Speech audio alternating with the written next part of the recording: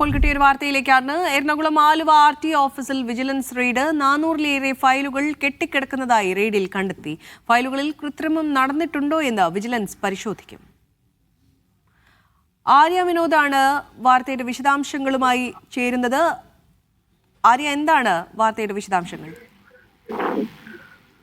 ആരതി, അല്പസമയം മുമ്പാണ് ആലുവ RTO ഓഫീസിൽ വിജിലൻസിന്റെ റെയ്ഡ് നടന്നത്. ഈ ഒരു റെയ്ഡിൽ സി വിനോദിന്റെ നേതൃത്വത്തിലായിരുന്നു റെയ്ഡ്.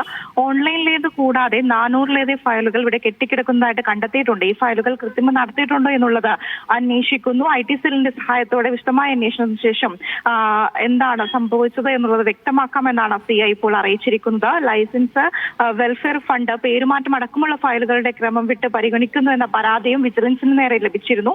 ഇതിന്റെ അടിസ്ഥാനത്തിലാണ് ഈ ഒരു റെയ്ഡ് നടത്തിയത്. ശരി, ആര്യ വിനോദാണ് കൊച്ചിയിൽ നിന്ന് വാർത്തയുടെ വിശദാംശങ്ങൾ നൽകിയത്.